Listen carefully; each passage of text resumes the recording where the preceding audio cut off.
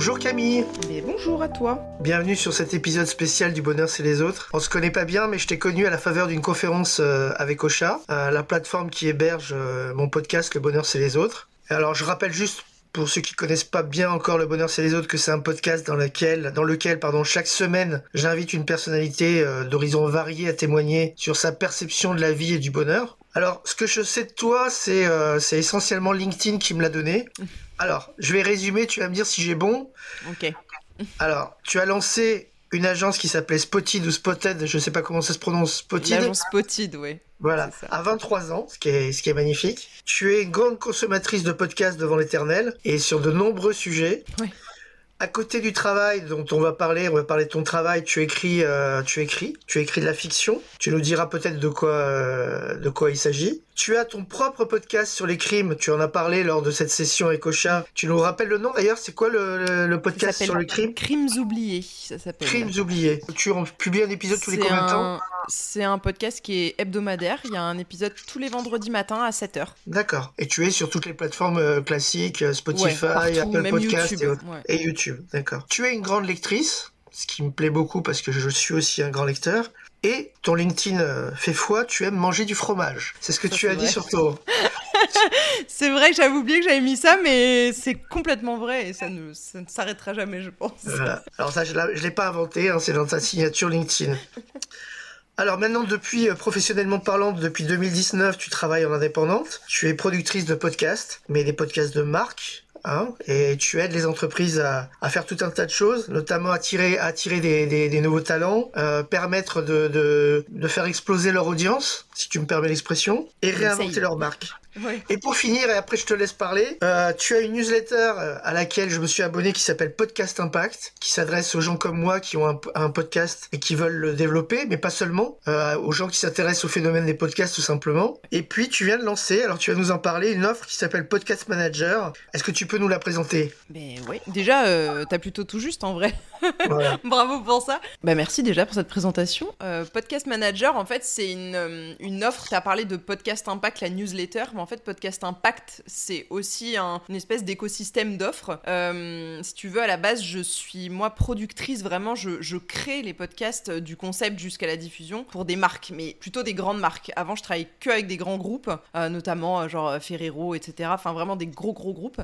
Et en fait, je me suis décidée cette année, c'est vraiment assez récent, mais en 2024, là, à me lancer plutôt pour des indépendants, notamment parce que j'ai commencé à faire un peu des contenus avec Ocha, qui est aussi mon hébergeur de podcast, et je me suis rendu compte que il y avait vraiment en fait des gens qui étaient indépendants, mais qui étaient un peu démunis face à leur podcast, qui étaient un peu paumés en tout cas sur la vision qu'ils voulaient donner à leur émission, et souvent ça vient quand même soutenir leur business en parallèle, donc c'est quand même important pour eux. Je veux dire, ils y mettaient du temps et beaucoup d'énergie, et parfois un peu d'argent, parce que voilà, les plateformes et tout, ça coûte quand même assez cher. Donc je me suis lancée sur les indépendants, d'où Podcast Impact, qui est l'écosystème de consulting en fait, où je suis consultante pour les indépendants. Donc là, je vais pas produire pour eux, mais je les accompagne d'une manière ponctuelle ou d'une manière un peu plus dans le temps, sur 3 mois maximum. Et du coup, Podcast Manager, c'est, tu vois, la continuité de ça, où en fait, en tant que consultante, du coup, j'ai plein de profils différents avec lesquels je travaille, et où les gens derrière, en fait, ont quand même globalement un gros pain point, désolé pour le jargon, mais c'est un peu ça, où vraiment ça leur fait du mal, c'est tout ce qui est post-production, référencement et communication du podcast, pour pouvoir tout simplement... souvent, ils ont un très bon savoir-faire, ça, il n'y a aucun souci, mais par contre, le faire savoir, c'est un gros problème. Donc du coup, ils en parlent peu ou mal, et je sais, pour être du coup podcasteuse de mon côté, que c'est vraiment difficile. Donc Podcast Manager, en fait, c'est 3 formules, si tu veux, où ça dépend de l'implication que tu me donnes, parce que je pense que tu seras d'accord avec moi, déléguer une partie de son projet, c'est pas toujours facile. Je pense que voilà, c'est un truc qui est compliqué à faire, dans le sens où c'est un peu notre bébé, donc on n'a pas trop envie de donner les clés de la baraque comme ça. Donc je suis complètement consciente de ça, parce que moi-même, je pense que j'aurais des difficultés aussi à le faire.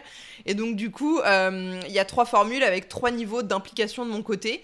Donc soit c'est vraiment que la post-production, et à la limite je te donne ton fichier audio à la fin et t'es prêt à publier. Ça, c'est vraiment le niveau basique de l'offre. Ensuite, tu as le premium, où là, on est un peu plus dans le référencement. Je remets ma casquette de consultante pour donner des recommandations stratégiques. J'explique tes statistiques tous les mois, tu vois, pour essayer de comprendre mais en fait ce qui marche ou pas, pour que toi-même derrière tu puisses mettre en place des actions. Et le troisième, c'est vraiment plutôt pour soit pour les PME, soit pour des indépendants qui ont quand même une bande passante financière plus importante, parce que on est sur l'offre pro, et là vraiment c'est un bras droit. Je suis ton bras droit podcast, donc le but c'est vraiment d'avoir et la casquette de consultante stratégique et la casquette de la technique, la post-production, de monteuse, etc. quoi. Voilà, pour faire... Et c'est quoi ton modèle économique? En fait, c'est un abonnement, Ouais, c'est un abonnement pour podcast Impact, donc le consulting. On est vraiment sur soit du ponctuel, donc à l'heure, à la carte, soit avec des accompagnements qui sont sur 3 mois. Donc là, tu as un pack, c'est vraiment un pack de 3 mois. Il y a 3 séances différentes et à chaque fois, on voit entre les séances, il y a plein des exercices, etc. Et sur Podcast Manager, en effet, c'est au mois. Donc c'est un abonnement au mois. Les 2 premiers, donc le basique et le premium, sont sans engagement pour que, déjà, on s'habitue à travailler ensemble pour voir que si ça match bien, etc. Et le pro, lui, est sur un engagement de 3 mois minimum, dans le sens où il y a de la stratégie. Donc moi, j'ai besoin de recul, en fait, pour savoir si ça marche ou pas et si j'ai besoin d'ajuster des choses. Donc voilà, on est sur sans engagement pour les 2 premiers et ensuite un abonnement 3 mois pour le plus gros, quoi. D'accord. Alors, on va profiter de cet échange et de ce premier épisode un peu spécial, puisqu'on le fait à la fois en vidéo et en audio. Sachant que tous mes épisodes du podcast jusqu'ici n'étaient qu'en audio. Il y avait bien une reprise sur YouTube, mais avec une image statique et simplement le son qui défilait. Là, on va faire vraiment... Je fais ce premier épisode, c'est aussi un test en vidéo avec toi, et je te remercie de jouer le jeu et d'avoir accepté. Avant d'aborder le questionnaire, j'ai une question personnelle. J'ai vu un post de toi il y a quelques jours sur LinkedIn où tu disais que tu avais traversé un trou d'air, où tu disais que tu avais eu un gros, non pas une dépression, mais une grosse déprime. D'abord, est-ce que ça va mieux? Et est-ce que le fait de t'exprimer comme ça, c'est important pour toi de révéler un petit peu, de révéler un peu cette partie-là? Je sens que ça t'émeut d'ailleurs. C'était une année difficile, 2024, on enregistre en novembre là, et ouais, c'était long. Je pense que c'est important d'en parler dans le sens où, je sais pas toi sur ton LinkedIn, mais moi j'ai beaucoup de gens où globalement c'est le monde des bisounours dans leur vie, je sais pas comment ils font, mais... tout va bien, y a aucun souci. Alors que quand tu parles en off aux gens, déjà en termes de business, ça a été une année difficile notamment pour les consultants, enfin voilà, tous les métiers de l'accompagnement. Ça a été difficile, je pense que les gens avaient aussi moins de budget, moins d'envie aussi de peut-être se remettre en question sur plein de choses. Voilà, c'était une année un peu de transition pour moi parce qu'il y avait cette espèce de pivot entre le podcast de marque et l'accompagnement, donc c'était aussi difficile. Et au niveau perso, je suis pas trop une m'étendre dessus, mais globalement j'ai eu des problèmes de santé qui sont en train un peu de se résoudre au fur et à mesure. Mais c'est là qu'on se rend compte que du coup ça prend un peu toute la place, et je pense que parfois il y a des années où le perso prend plus de place que le pro. Et moi, ça fait depuis 2019 que le pro prend pas 100% de la place, mais beaucoup, beaucoup de place. Et je pense que là, je me suis pris un peu une petite claque de me dire, en fait, il y a une vie à côté, tu vois, tu l'as un peu négligée. Et donc, je pense que c'était un peu un passage à vide, mais assez nécessaire parce que... Enfin, nécessaire, c'est jamais nécessaire de se prendre des mauvaises nouvelles dans la tête, tu vois, mais je pense qu'il y a des périodes de remise en question et d'introspection qui sont assez intéressantes. Et moi, j'écris beaucoup au quotidien, notamment sur ça, avec du journaling et tout, et je pense que c'est important, en fait, d'avoir ces périodes-là. Et je pense que ça marche avec le bonheur comme sujet, parce que je pense que sans ça, on n'arrive pas à se rendre compte vraiment les moments où finalement, ça allait pas trop mal, tu vois.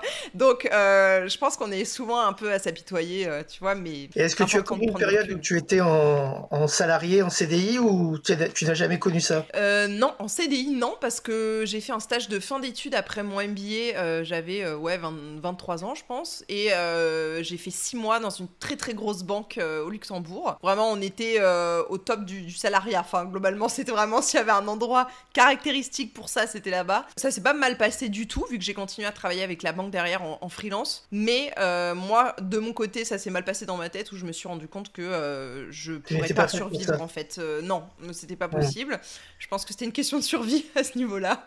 Alors moi, je te pose la question parce que, à titre personnel, j'ai basculé d'un statut CDI où j'étais depuis 10 ans au printemps dernier pour redevenir freelance, puisque je l'ai été déjà, j'avais déjà été indépendant à une époque. Et c'est vrai que ce que tu exprimes de la santé et de la santé mentale, c'est quelque chose qui prend une forme tout à fait différente quand tu es salarié de quand tu es freelance. Clairement. Et quand tu es à ton compte, en fait, tu peux avoir 42 fièvres, tu peux avoir des problèmes en tout genre, et j'en ai beaucoup, mais tu tiens la route, en fait. Tu continues parce que tu es obligé, en fait. Quelque part, tu es sur un équilibre. Voilà. Maintenant, c'est vrai que tu as besoin d'avoir des moments de retour à soi. Ouais, Et je voilà. pense. Voilà. Je Alors, pense, et parfois c'est pas toi qui choisis quand, hmm, mais tu vois, moi je pense que cette année j'ai été obligée de le faire et de me dire, ok, là, mais tu vois, j'ai continué en fait. Je me rends compte là, au bout de peut-être aller 6-8 mois où ça commence à aller mieux et tout, je me rends compte qu'en fait j'ai continué à bosser, comme tu dis, hmm. vraiment droit. Et puis en plus, je suis nana, comment t'expliquer? C'est pas que je m'écoute pas trop, mais j'y vais quoi. Donc en fait, j'avais plein de projets, j'avais envie de faire des choses et tout. Et donc j'ai continué et je pense que quelque part ça m'a un peu aidé, mais du coup, au bout de plusieurs mois, c'est un peu comme si tu vois, tu lèves la tête de l'eau et tu dis ah ouais, mais en fait ça va pas du tout mieux. C'est juste que j'ai juste travaillé en fait. Voilà, donc je pense que le perso prend un peu le pas parfois et c'est pas trop toi qui choisis quand quoi. Alors on va attaquer le questionnaire que je pose à tous mes invités du Bonheur c'est les autres. La première question, qui est la question classique par laquelle je commence toujours, c'est quelle définition tu donnes au bonheur spontanément? C'est quoi pour toi le Ouais. bonheur? Je pense que c'est pas un état. Je pense que tout le monde cherche le bonheur quelque part, mais je suis pas sûre que ce soit un état qui existe à proprement parler. J'ai vachement réfléchi en vrai, parce que du coup j'écoute un peu le podcast quand même, donc je savais à quoi m'en tenir. Je pense que pour moi, aujourd'hui, c'est vraiment une espèce de somme de plein de moments un peu fugaces. Je trouve que souvent, on s'en rend compte surtout après coup. Un peu en regardant dans le rétro, tu vois, en se disant « Ah ouais, ça c'était vraiment un moment de bonheur ». Après, il y a des moments de bonheur qui sont évidents. Je sais pas, hier, je reparlais avec quelqu'un de ma demande en mariage et je me suis dit « Ah bah ça, c'était un vrai moment de bonheur pur ». Il y avait rien d'autre que de la joie, et enfin voilà. Mais je pense qu'il y a aussi beaucoup de moments teintés de plein d'autres sentiments qui font que le bonheur à l'état pur, je suis pas sûre que ça existe vraiment. Par contre, je pense qu'aujourd'hui, je le vois plus... je sais pas comment te dire, tu vois, j'ai l'impression qu'on le voit d'habitude en regardant dans le rétro, et maintenant, j'ai fait, je pense, un travail aussi sur moi-même ces dernières années de me rendre compte presque sur le coup qu'en fait c'est un moment de bonheur et de se dire ok, là je profite un peu parce que c'est une période peut-être qui est plus, je sais pas, plus sereine, plus prospère, puis voilà, je pense qu'il y a une forme de sérénité pour moi dans le bonheur, mais que je retrouve pas souvent malheureusement, parce que je suis de nature extrêmement angoissée dans la vie et anxieuse, donc je suis pas sûre que ce soit un état que je connaisse très très souvent, une espèce de plénitude, mais j'ai l'impression que les gens se font tout un monde du bonheur alors que je crois que c'est une somme de plein de petites choses cool, tu vois. Alors, si je te demande maintenant puisque tu as écouté le podcast, j'aurais préféré que ce soit spontané, mais c'est pas grave. Quel souvenir heureux de ton enfance remonte spontanément à la surface? Est-ce que tu as un souvenir qui te vient là, à l'instant? De mon enfance particulièrement. Oh, c'est difficile ça.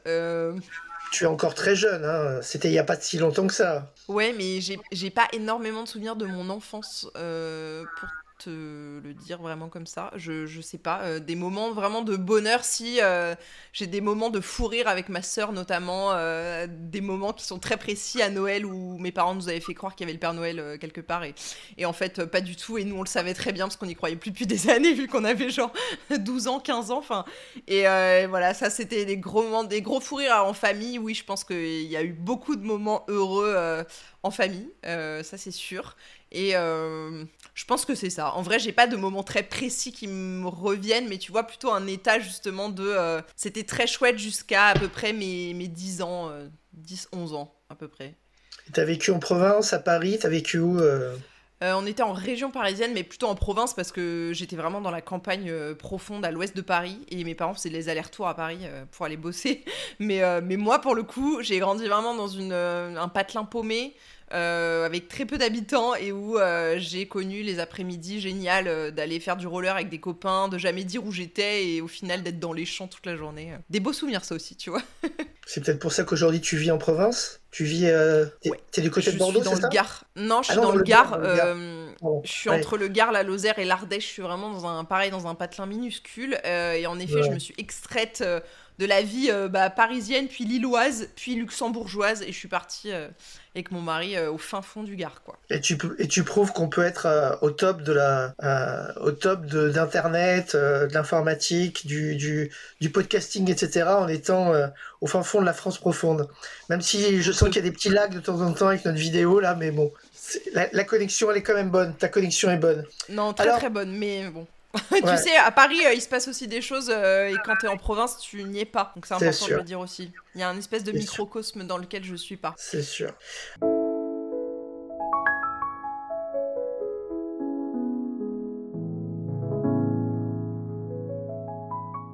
Alors la question suivante, c'est, tu l'as dit, tu es une grande lectrice.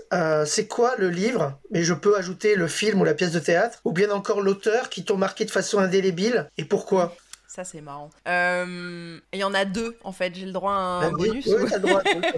Ok, le premier, c'est un livre qui s'appelle « On ira voir la mer » de Olivier Adam, qui est un de mes auteurs un peu phares, mais surtout plutôt de mon adolescence. C'est un livre qui est très court et qui parle de l'enfance. Il était classé en jeunesse à l'époque. Je ne comprends pas pourquoi. Ce livre est extrêmement dur. C'est un livre qui m'a... d'Olivier Adam, d'ailleurs. Ouais, voilà, on est d'accord. Mais vraiment, j'ai pas compris pourquoi il était en jeunesse. C'est un livre qui m'a beaucoup marqué à une époque de ma vie d'adolescente plutôt, où j'étais particulièrement dans une mauvaise posture dans la vie. Et franchement, c'est un livre que j'ai notamment envoyé à l'homme qui partage ma vie aujourd'hui pour lui dire lis ce livre et tu me comprendras, je pense, un peu mieux. Donc c'est un livre qu'on a toujours dans notre bibliothèque et qui a beaucoup voyagé, il est explosé, mais je l'emmène très souvent avec moi. Et le vrai auteur qui a tout changé pour moi, c'est que tu parles de grande lectrice, mais faut savoir que j'ai pas lu un seul livre, je pense, entier jusqu'à mes 18 ans, alors que j'ai appris à lire très très tôt, vers 5 ans à peu près. Et après avoir sauté les classes qui font que t'apprends à lire, et moi j'étais là, je m'en fous, je sais déjà lire, donc j'ai sauté la classe. Et après j'ai plus lu, parce que j'ai décidé que ça me saoulait.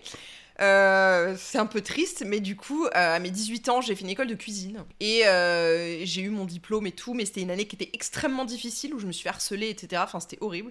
Et du coup, pour un peu me donner une contenance, je pense, dans les couloirs et tout, et puis pour m'évader de tout ça, j'ai commencé à lire, et j'ai pris un livre qu'on m'avait, au pif, un peu dans ma bibliothèque, qu'on m'avait offert en 3e, donc il y a carrément longtemps, et c'était L'ombre du vent de Carlos Ruiz Zafón. Et ce livre m'a époustouflée en fait, et j'ai lu absolument toute l'œuvre de cet auteur. Je reviens d'un voyage pour aller voir notamment sa tombe et tout. Enfin vraiment, c'est un auteur qui a changé ma vie. Et à partir de là, j'ai commencé à dévorer les bouquins. Donc aujourd'hui, je pense que je dois être à peut-être 4-5 bouquins par mois, dans les bons mois, quoi. Donc ça commence à faire en plus du boulot, tu vois.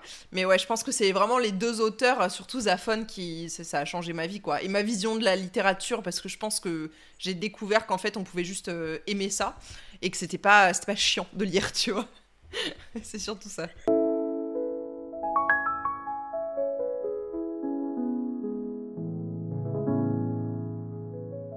Alors maintenant, j'ai envie de te demander de quoi tu ne voudrais surtout pas te priver dans la vie, à part le fromage.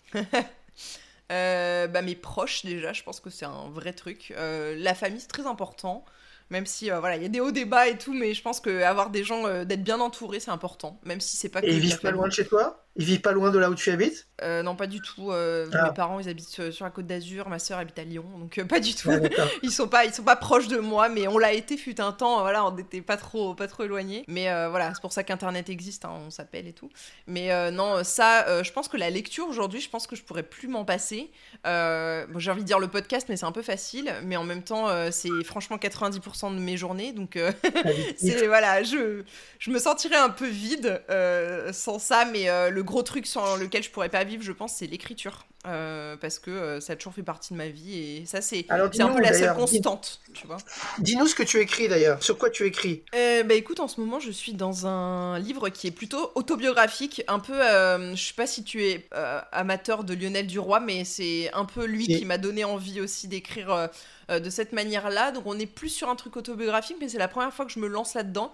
À la base, j'ai écrit plein de choses différentes, très adepte des nouvelles. Donc j'écris pas mal de recueils de nouvelles, notamment un que j'ai sorti l'année dernière sur l'adolescence, que j'ai adoré écrire. Et la dernière fois aussi, ça s'appelle Un jour tu leur diras. Et c'est chez qui? C'est chez quel éditeur? C'est chez personne, c'est chez moi. Faut savoir que j'écris pas du tout pour être publié, c'est pas du tout mon truc. Mais même sur Amazon ou sur une plateforme gratuite, tu n'es pas... il était sur mon site avant et j'ai supprimé ce site, donc non, aujourd'hui il est plus nulle part. Si tu veux le lire, je te l'enverrai avec plaisir. Voilà. Mais sinon, non, j'ai écrit un roman policier il y a pas très longtemps, c'est plutôt du thriller psychologique, mais c'est historique. Donc tu vois, c'était avant Crimes oubliés, donc c'était les prémices de me lancer là-dedans. Ça s'appelle Antipyrine et c'est un roman sur une histoire vraie. Donc c'est un peu romancé, on va dire, dans les blancs de l'enquête, mais c'est vraiment une histoire vraie, l'histoire de Marie Bourrette qui a empoisonné un gars globalement sans faire exprès, et je trouvais ça incroyable. Mais son histoire était très cool. C'est pas Marie Bénard, c'est Marie Bourrette. Marie Bourrette, voilà. D'accord. Elle a presque elle a les mêmes initiales, mais c'est pas la... Et c'est aussi une empoisonneuse. Mais c'est elle a empoisonné un gars à l'antipyrine, justement, d'où le nom du livre, mais c'était pas le gars qu'elle voulait empoisonner, donc j'ai trouvé ça quand même assez cocasse.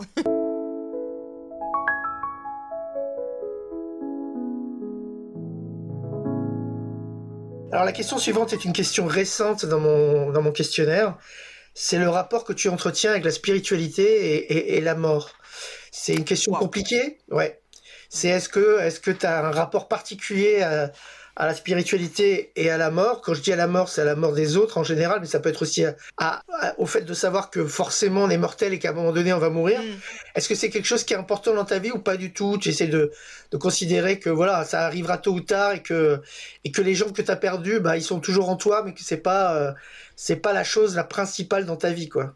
Non, en vrai, c'est un sujet super intéressant. Je pense très vague, et je suis pas sûre que tout le monde arrive à répondre à cette question. Non, il y a des gens qui La spiritualité, ça a une grande part dans ma vie, même si je suis pas du tout religieuse pour le coup, donc c'est une spiritualité qui est païenne, disons. Je crois à pas mal de choses, notamment des trucs type réincarnation. Je pense qu'il y a beaucoup aujourd'hui de preuves qui font que voilà, il y a quand même des choses qui se passent, et je pense qu'il y a beaucoup de choses qu'on ne sait pas expliquer, ça c'est sûr, et que j'essaye pas d'expliquer d'ailleurs. Je pense que c'est important de garder peut-être une part de choses qu'on ne sait pas. Mon rapport à la mort, il est un peu spécial. Je pense que j'ai entretenu mais j'entretiens toujours, je crois, vu mon métier aussi, mais une espèce de fascination avec la mort, mais du coup d'un côté criminel de la chose. Je suis très intéressée par la psychologie qui mène les gens à commettre des choses qui sont un peu qui arrivent comme ça parfois dans une vie où on se rend pas trop compte pourquoi ça, d'un côté ça a switché, voilà, d'un coup, et on sait pas trop pourquoi. Je pense que mon rapport à la mort aujourd'hui, il est plus apaisé qu'avant, mais je suis peut-être plus anxieuse sur la mort des proches, des autres. Sur la mienne, pas trop. Je suis plus anxieuse de mal vieillir, entre guillemets, et peut-être, tu vois, des choses genre type Alzheimer, ça me fait plus peur que de mourir demain. Par contre, je pense que, tu vois, j'ai perdu ma grand-mère il y a pas très longtemps, l'année dernière, et je pense que ça a été un deuil qui était vachement plus dur à encaisser que ce que je pensais, en me disant, tu vois, je m'étais dit, comme tu dis, bah voilà, c'est dans l'ordre des choses, c'est la vie, enfin voilà, ça fait partie, je savais que ça arriverait, etc. Mais je pense qu'en fait, il y a des gens, on n'est jamais préparé à ce qu'ils nous quittent. Donc je pense qu'il y a pas mal de choses là-dessus où faut prendre du recul. J'essaye de travailler sur moi, je te dis, de beaucoup écrire dessus et tout. Quand tu lis ce que j'écris, les gens me disent, mais t'es tellement glauque comme nana, mais en fait, j'ai un rapport à la mort qui est peut-être plus décomplexé que certaines personnes. Donc en fait, j'écris beaucoup dessus, j'en parle beaucoup, mais je pense que quelque part, ça montre quand même qu'il y a un intérêt, et un intérêt peut-être... C'est un exutoire. C'est un exutoire. Ouais, je pense aussi, et j'essaye pas de l'expliquer, tu vois, parce que je pense qu'il y a plein de morts qui peuvent pas être expliquées et tout, mais en effet, le côté mort ou le côté suicide aussi m'intéresse beaucoup, parce que je pense que c'est un acte incroyable. Enfin, il y a beaucoup de courage, il y a beaucoup aussi plein de trucs, voilà, qu'on ne sera pas tous d'accord sur le sujet, mais je pense qu'il y a plein de choses autour de ça qui sont, je te dis, pas trop explicables. J'aime bien écrire dessus, donc c'est un sujet de prédilection pour l'écriture, et en plus pour Crimes oubliés maintenant, parce que c'est un peu partie de ma vie, tu vois. Alors, Mais permets-moi de te conseiller un auteur et deux de ses livres, les deux derniers livres qu'il a fait paraître. Grégoire Bouillet, que j'ai enregistré la semaine dernière, enfin il y a quelques jours pour le podcast, et qui a fait paraître ok, il y a presque 2 ans maintenant un livre qui s'appelait Le cœur ne cède pas, qui est un gros livre mais qui est ressorti en poche. Et il a publié cette année le syndrome de l'orangerie. ah Euh, oui, voilà. j'en ai Et donc entendu le parler. syndrome de l'orangerie et le cœur ne cède pas, par rapport aux thématiques qu'on vient d'aborder, je te conseille vraiment de les lire, c'est extraordinaire. Tu, Ah bah écoute, je et en note. plus, et en plus c'est un enquêteur, c'est un détective, enfin, en tout cas, il se fait passer pour un détective, tu verras. Et Hmm. le cœur ne cède pas, c'est vraiment, pour moi, c'est un chef-d'œuvre. C'est vraiment un chef-d'œuvre. Ah bah écoute, je Je- note. Merci beaucoup. Voilà, je referme la parenthèse et je vais te demander maintenant, puisque tu aimes la langue française, que tu écris avec, c'est un de tes outils de travail, mais c'est aussi un de tes outils de passion. C'est quoi le mot de la langue française que tu préfères? Ou bien le mot auquel tu penses là, à la minute même où on se parle là? Le premier qui m'est venu, c'est Hurluberlu, mais ça n'a aucun sens. Hurluberlu, j'adore. Euh, Il y en Pourquoi? a plein que j'adore. Je sais pas, c'est le premier mot qui m'est passé par la tête en me disant, oh, j'aime bien ce mot. La sonorité du mot, le... Ouais, j'aime bien Hurluberlu et je trouve qu'il y a des mots. En fait, j'aime beaucoup les mots qui. Je sais pas comment dire, quand tu les dis et que tu les entends, ils veulent dire ce qu'ils sont. C'est vraiment. Je sais pas comment dire, genre miche, tu vois. Tu vois, une miche, et ben tu sais que c'est mou. C'est un il y a peu une ça, tu vois. cohérence entre le son du mot Ouais. et Et et l'histoire. Hurluberlu, ça fait farfelu, tu vois. Tu comprends que c'est n'importe quoi.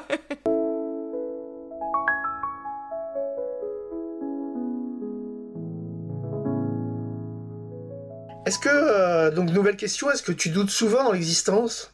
Et est-ce que quand tu doutes, tu as plutôt tendance à douter de toi ou à douter des autres? Oh, oula. Bon alors du coup on va tomber dans mes travers, mais je pense que j'ai un petit problème de confiance, ça c'est clair. Je doute dans les autres tout le temps, ça c'est sûr. Je pense que c'est constant et je suis pas sûre que ça se calme un jour.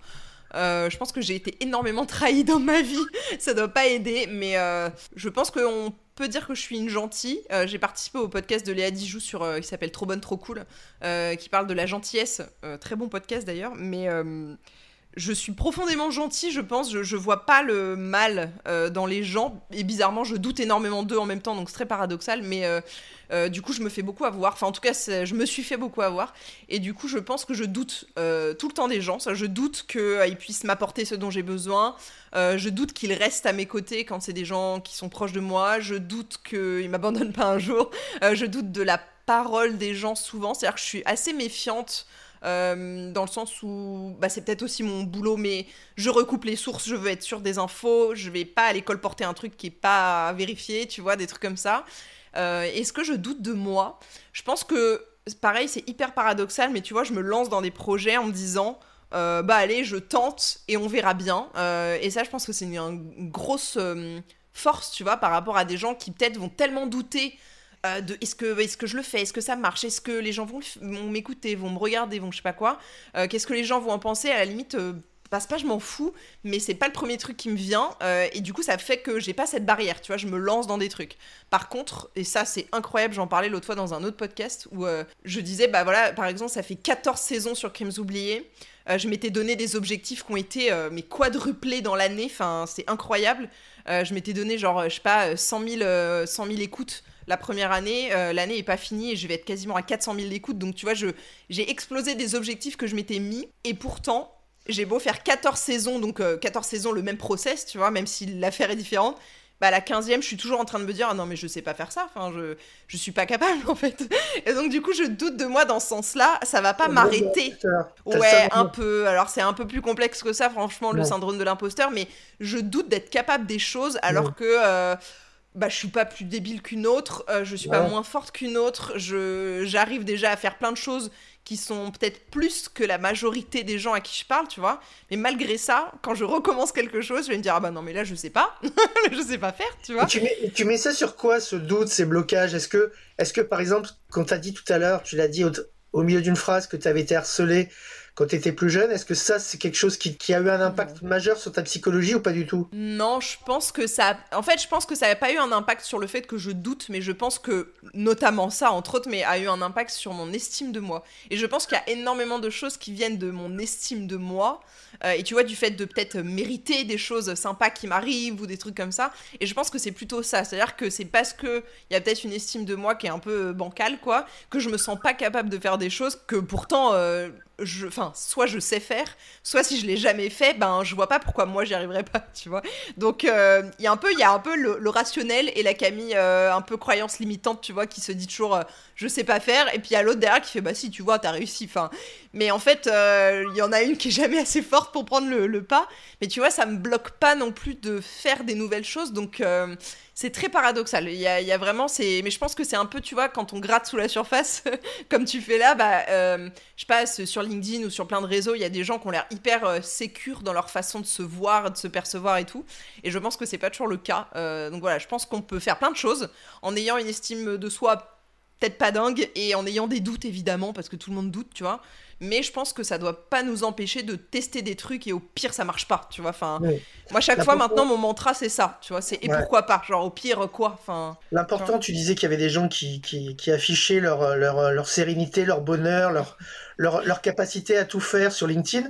Mais en réalité, l'important, je pense que tu seras d'accord, c'est de ne pas se mentir à soi-même. C'est C'est-à-dire ça. être capable de savoir, de connaître ses limites, de Mm, savoir mm. ce qu'on peut faire, ce qu'on peut pas faire, et de pas se mentir. Et le post que tu as publié sur LinkedIn où tu disais que t'étais pas bien, que t'étais passé par une période de galère, Ouais, c'est vrai. etc. Quelque part, t'as pris à témoin les gens, mais en même temps, bah, tu t'es pas menti à toi-même. T'as voulu aller au bout de ta vérité, en fait. Ouais, puis ça a été une année, je pense, où on m'a moins vue sur les réseaux, où j'avais pas envie en fait de partager parce que j'étais au fond du trou. Que Mm. clairement, c'est des trucs, tu vois, c'est un peu toujours un peu compliqué de dire ah bah ça va pas trop, mais de pas dire pourquoi.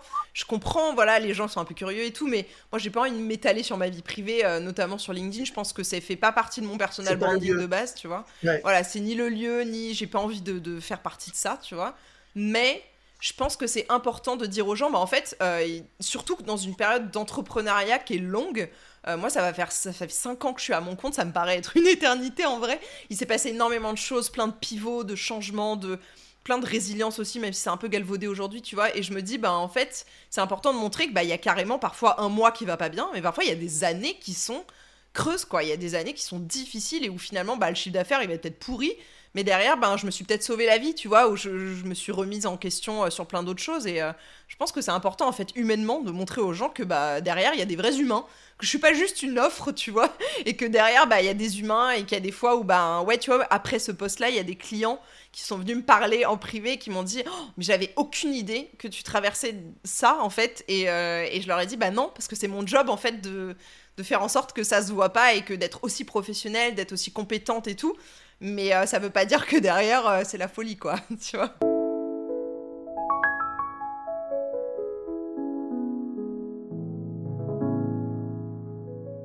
Alors, j'ai envie de te demander, Camille, pour quel défaut de tes contemporains tu as le plus d'indulgence? Oh lolo. Si tu en as. Euh, je suis pas très indulgente. Je pense que t'auras compris, je suis très exigeante avec moi-même, mais du coup, je suis très exigeante avec les gens aussi, je le sais, que ce soit mes proches ou les gens en général. Avec lequel défaut j'ai le plus d'indulgence, franchement, je pense que ce serait peut-être le manque de remise en question, parce que je pense que parfois, je sais que c'est difficile en fait, donc parfois je vais peut-être essayer d'amener les gens à ça, notamment dans le consulting, tu vois, où il faut que j'amène les gens à remettre en question peut-être je sais pas, des décisions qu'ils ont prises pour leur émission, pour leur business et tout, et de leur dire, mais en fait, est-ce que t'es sûr que c'est vraiment ce qu'il fallait faire, tu vois.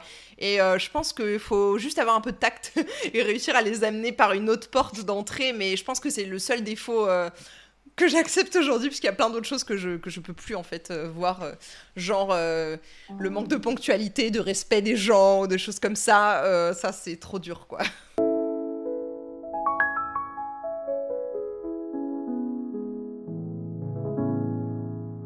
Alors, dans le monde du consulting, comme dans tout le reste du monde, en fait, et particulièrement en France, il y a des gens qui cultivent l'optimisme, qui sont optimistes de nature, et les gens qui sont pessimistes de nature. Et puis il y a des gens qui sont, suivant les situations, plus ou moins optimistes ou plus ou moins pessimistes. Il reste que la France est un pays particulièrement pessimiste. Et donc moi je cherche quelles sont les pistes, quelles sont chez chacun, quelles sont les voies de l'optimisme. Donc toi, qu'est-ce qui te rend optimiste dans la vie ou dans l'état de la société? Comment on peut être optimiste pour l'avenir? Tu disais que tu étais anxieuse. Est-ce que cette anxiété personnelle, elle rejoint une anxiété générale? Et est-ce que du coup, tu as du mal à être optimiste pour l'avenir? Je pense que mon anxiété, elle rejoint forcément une anxiété qui se généralise dans tous les cas, mais j'étais très pessimiste enfant, vraiment, très très pessimiste, qui est étrange à moins de 10 ans, mais vraiment, la vie, c'était nul, quoi. Mais j'ai changé, je suis assez optimiste aujourd'hui, je dirais. Dans la vie de tous les jours, j'essaye de l'être en tout cas. Je sais pas trop répondre à cette question.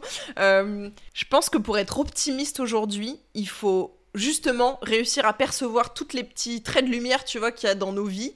Et justement, ça passe par, tu vois, des podcasts comme le tien ou des gens, moi, avec qui je travaille, où je me dis, ah ouais, cette personne, elle est vraiment intéressante, ou cette situation-là, elle donne vraiment de l'espoir, ou je pense qu'il y a même des médias aujourd'hui qui essayent, alors il n'y en a pas beaucoup, hein, mais qui essayent de montrer, tu vois, aussi les bonnes nouvelles qui se passent dans le monde et tout. Il n'y en a pas beaucoup, malheureusement, mais il y en a. Ils ont moins de succès ils ont moins de succès forcément que les médias qui Exactement. parlent de... Voilà. C'est un peu la nature humaine qui veut ça. Ouais, Et c'est ça. particulièrement en France. Particulièrement en C'est France. ça.